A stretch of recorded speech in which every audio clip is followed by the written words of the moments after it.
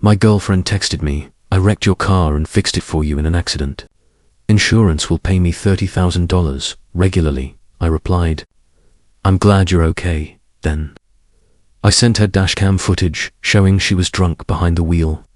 Footage that would make her own insurance company sue her for fraud and get the police to charge her with a DUI. That's how the chaos began. But before all that unfolded, it was just a normal Monday morning. I was sitting in a conference room, half listening to a presentation, when my phone buzzed. The text came from Qley, my girlfriend of nearly 2 years. At first, I didn't think much of it. She'd borrowed my 2021 Ford Ranger earlier that day her car was in the shop, and she promised she just needed to run some errands. I trusted her. I always had.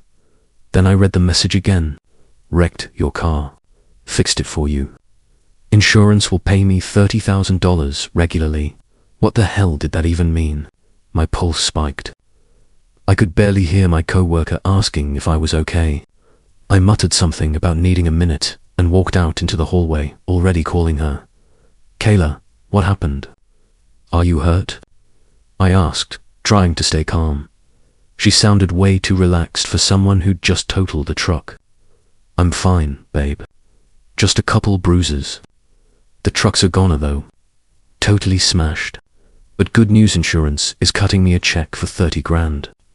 So technically, we didn't lose anything, I echoed. "Why would insurance pay you?"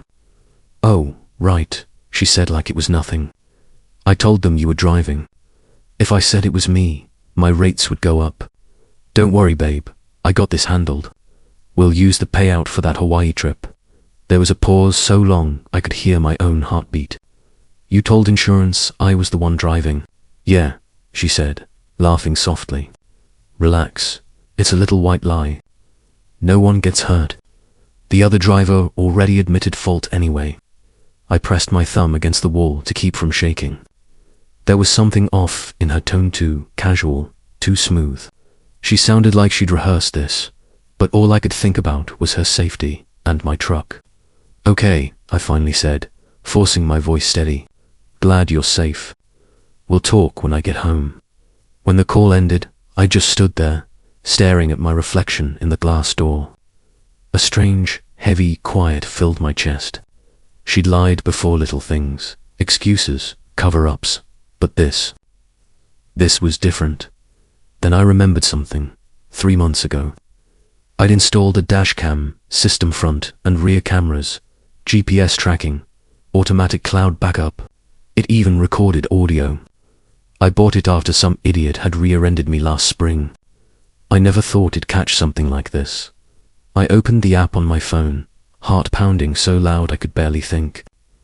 The video took a minute to load, buffering, timestamp flickering, 11:42 a.m. Monday. Qley's voice filled my earbuds. High-pitched, carefree, the camera view tilted forward, showing the Ranger speeding down the freeway, weaving between cars. The GPS read 96 miles per hour in a 65 zone, and then I heard her say it. 3 shots of patron and I drive better than these losers. My stomach turned. She wasn't running errands. She was street racing with her best friend Megan, who sat in the passenger seat, holding up her phone, probably filming for Instagram. I could hear their laughter loud, reckless, completely oblivious. Then came the crash, a violent jolt, metal tearing, airbags exploding. The camera tumbled and went black. The sound of Qley cursing faintly in the background. When the footage stabilized, smoke filled the frame. The Ranger was upside down, my truck, and there she was, crawling out of the driver's side window, bleeding slightly but still holding her phone. Then the audio caught her voice as the police arrived. "Yeah, my boyfriend Ryan was driving. He let me take over after he got shaken up." My blood ran cold. That's when I realized what she'd done.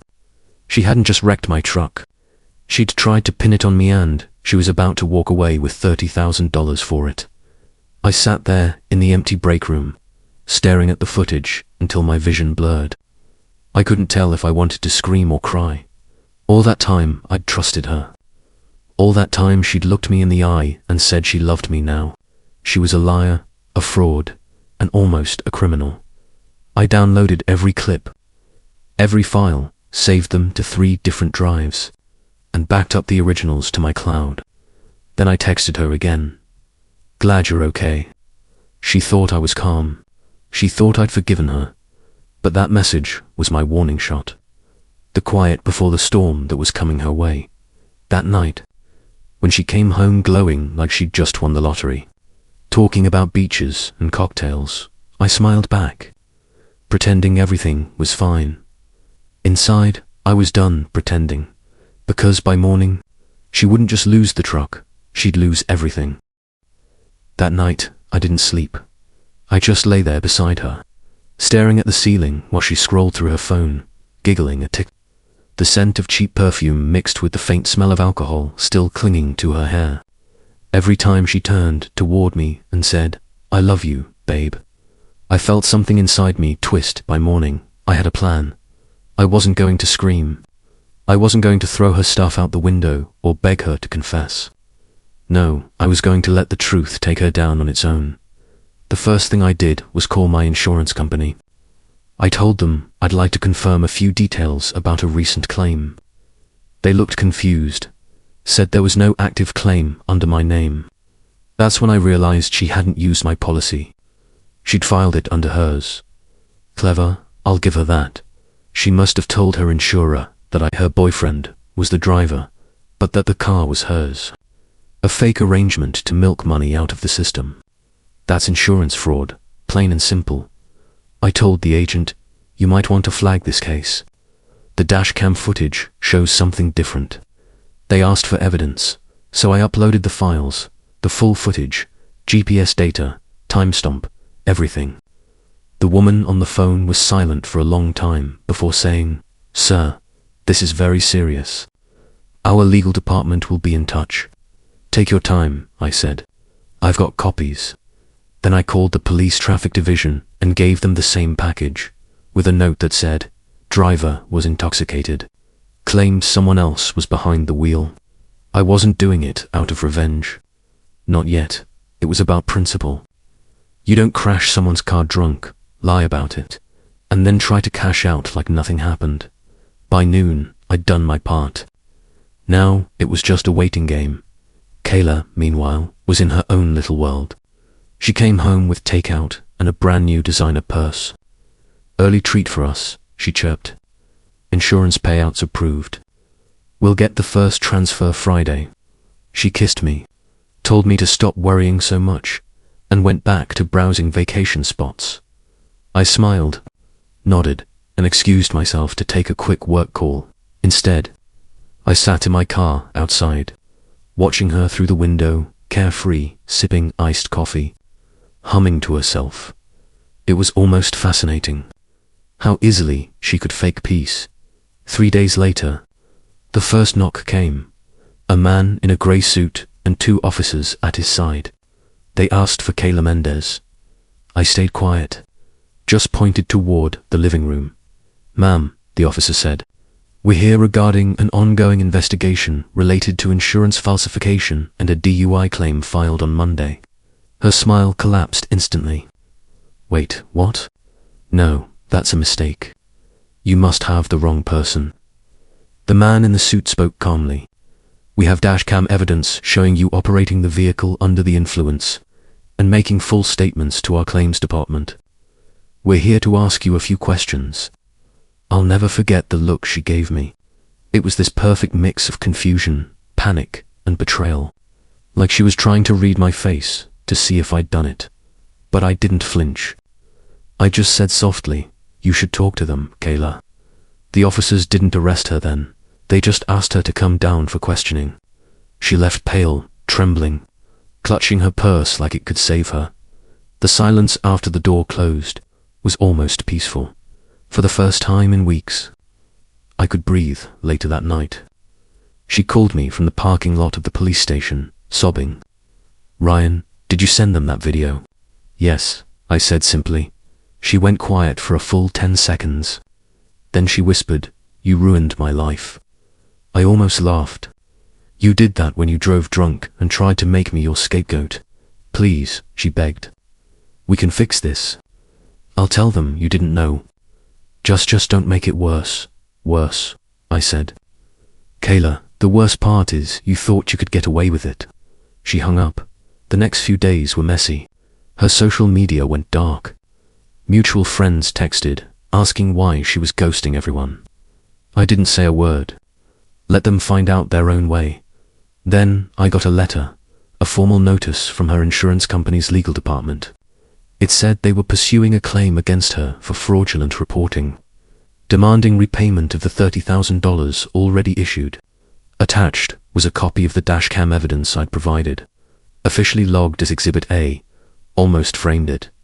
2 weeks later, the police called. They wanted a formal statement. I went in, signed the report, and handed them the digital backup. The officer, an older guy with tired eyes, shook his head and said, "She's lucky she didn't kill someone." I nodded. Yeah, lucky. When I got home that night, I found her things gone. Her clothes, her makeup, even the framed photo of us from last summer, all disappeared. The apartment felt cleaner. A single note sat on the counter. You didn't have to destroy me. I loved you. For a long time, I just stood there, staring at it. Then I crumpled it up and tossed it in the trash. Because love doesn't look like lies. It doesn't look like 30 grand of dirty money and a wrecked truck. It looks like honesty. Something she'd traded for a quick payday. And as much as it hurt, I realized I didn't lose anything that day. She did. For a few weeks, everything went quiet. No more late-night texts. No crying voicemails. No drama, just silence. I thought it was over then. One morning, I opened my mailbox and found a thick envelope from the state attorney's office. My name was printed right next to hers on the header. Asterisk People v. Mendez and Ryan Carter. Associated Party. Asterisk My stomach dropped. Apparently, because Kayla had filed the fraudulent claim under my name, I was automatically listed as a potential beneficiary and a relevant witness. The investigation had expanded, and now they needed my testimony to prove she acted alone, and if I couldn't, they could charge me, too. I called the number listed. The woman on the line was polite, but firm. Sir, based on the claim documents, it appears your signature was forged. We'll need to confirm handwriting samples, bank account details, and the ownership of the vehicle. I swallowed hard. She forged my name. Yes, she said, and we'll need you to testify to that in court. I hung up the phone and just sat there, laughing quietly. It wasn't funny, but it was unreal, like the universe wanted to remind me that you can't play with fire and expect not to get burned. I had exposed her, sure, but her lies had my fingerprints all over them. 2 months later, I walked into the courthouse in a cheap suit and a heart full of exhaustion. Kayla was already there, sitting at the defense table. She looked smaller than I remembered, pale, tense eyes, red-rimmed. For a brief moment, I almost felt sorry for her. When she saw me, she whispered, "Please, don't do this. If you say you didn't know, they'll drop the felony. I'll take the hit for the DUI, but not for fraud." I can't go to jail, Ryan. I stared at her. You should have thought of that before you signed my name. Her lawyer leaned over to calm her down, but she just kept whispering, "I loved you." I was scared. I thought you'd leave me if I told you. The judge called for order, and I was sworn in. They asked me everything when I found out. How I got the footage, why I sent it. I told the truth, line by line, even when my voice cracked at one point. The prosecutor asked, greater than Mr. Carter, "Do you regret exposing Ms. Mendez?" The courtroom went still. I thought about it. About the nights she'd held my hand, the mornings we'd laughed over pancakes. The way she used to look at me like I was her whole world, before I found out it was all built on lies. Finally, I said, I regret trusting her. But I don't regret telling the truth. The prosecutor nodded. The defense lawyer sighed. And Kayla just broke. She buried her face in her hands and started sobbing. In the end, the court ruled in my favor. My name was cleared. Her insurance payout was seized. She was charged with fraud and reckless endangerment under the influence. Sentenced to 6 months in county jail and 2 years probation. I should have felt vindicated. But walking out of that courthouse, all I felt was empty. The truth didn't feel like victory. It just felt heavy. A few days later, I got another text from her. I still think you were the love of my life. I just didn't know how to be honest. I didn't reply, because honesty isn't something you learn after you destroy someone. Weeks passed.